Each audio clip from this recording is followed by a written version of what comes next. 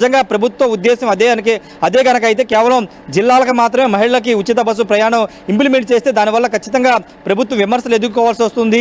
ఎందుకంటే పక్కన అమలు చేయాలన్న చిత్తశుద్ధి లేక చెప్పే సాకులు ఆదిలోనే యూటర్న్ తీసుకోవడం అంటే ఇదే మరి అంటూ కూడా ఆవిడ ట్వీట్ చేశారు. ఇంకా చాలా అంశాలు పొందుపరిచారు ఆవిడ ఇందులో. ఒకసారి షర్మిల గతంలో ఈ యొక్క ఉచిత ప్రయాణానికి సంబంధించి ఒకసారి మాట్లాడారు. గతంలో మాట్లాడిన వీడియో ఇప్పుడు ఈ యొక్క అంశానికి కాస్త సీక్వెల్ కనబడుతుంది. ఒకసారి షర్మిల మాట్లాడిన మాటలు విందాం. మహిళలకి ఉచిత బస్సు అని చెప్పడం జరిగింది. చంద్రబాబు గారు అధికారంలోకి వచ్చి 4 నెలలు అయిపోయింది. కానీ ఇంతవరకు ఉచిత బస్సు, మహిళలకు ఉచిత బస్సు చంద్రబాబు గారు ఇంకా అమలు చేయలేదు. ఇక్కడ బస్సులో ఇంతమంది మహిళలు ఉన్నారు, అందరూ టికెట్లు కొన్నారు, ప్రయాణం చేస్తున్నారు. అందరూ అడుగుతున్నారు చంద్రబాబు గారు ఉచిత బస్సు ఏమైంది అని. పక్కన తెలంగాణ రాష్ట్రంలో అధికారంలోకి వచ్చిన వెంటనే 1 వారంలో ఉచిత బస్సు అమలు జరిగింది. ఇంకో పక్కన కర్ణాటక రాష్ట్రంలో ఉచిత బస్సు అమలు చేస్తున్నారు. మరి మీరు మాత్రం ఆంధ్ర రాష్ట్రంలో మహిళల చేత ఓట్లు వేసుకున్న తర్వాత కూడా మహిళలకు ఉచిత బస్సు అని వాగ్దానం చేసి కూడా 4 నెలలు అవుతున్నా కూడా ఉచిత బస్సు ఎక్కడ? ఉచిత బస్సు ఎందుకు అమలు చేయటం లేదు? ఉచిత బస్సు అమలు చేయడానికి మీకున్న ఇబ్బందులు ఏమిటి? ప్రస్తుతానికి మాకు తెలిసి సబ్జెక్టు కరెక్షన్, మాకు తెలిసి 30 లక్షల మంది బస్సులలో ప్రయాణిస్తే వాటిలో 20 లక్షల మంది మహిళలే. మహిళలందరికీ మీరు ఉచిత బస్సు కనుక అమలు చేస్తే రోజుకు ప్రభుత్వానికి అయ్యే ఖర్చు 7 కోట్ల నుంచి 10 కోట్ల వరకు, అంటే నెలకు 300 కోట్లు.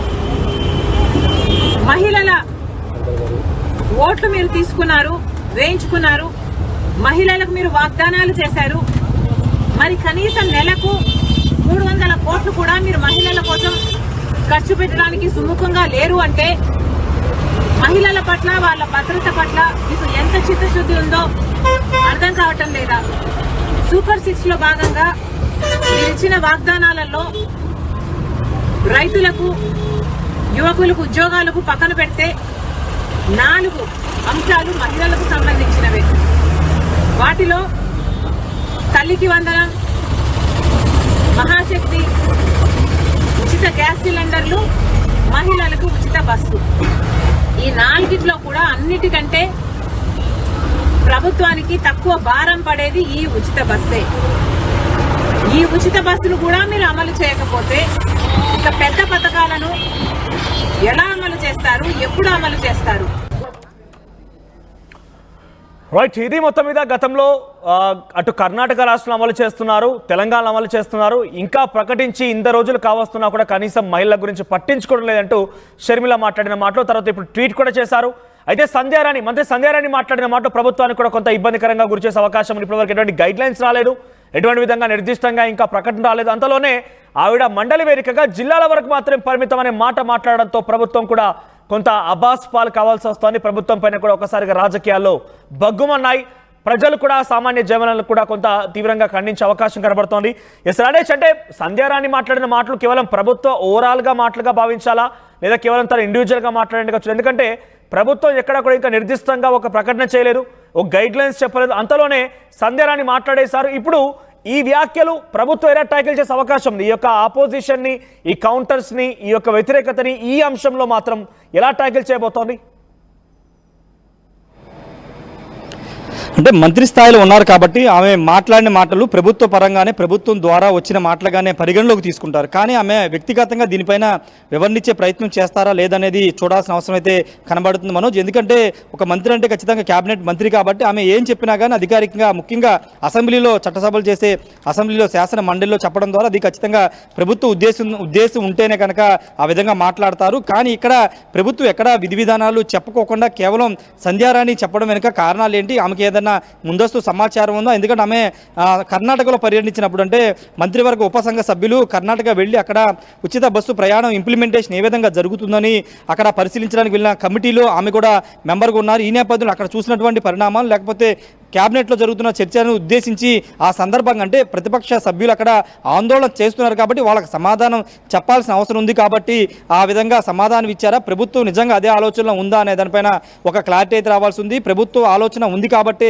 సంధ్యారాణి ఈ విధంగా చెప్పారా లేకపోతే ఆమెకున్న సమాచారంతో చెప్పారనే దానిపైన ఆమె మరికొద్ది సేపట్లో క్లారిటీ ఇచ్చే అవకాశం కూడా కనబడుతుంది.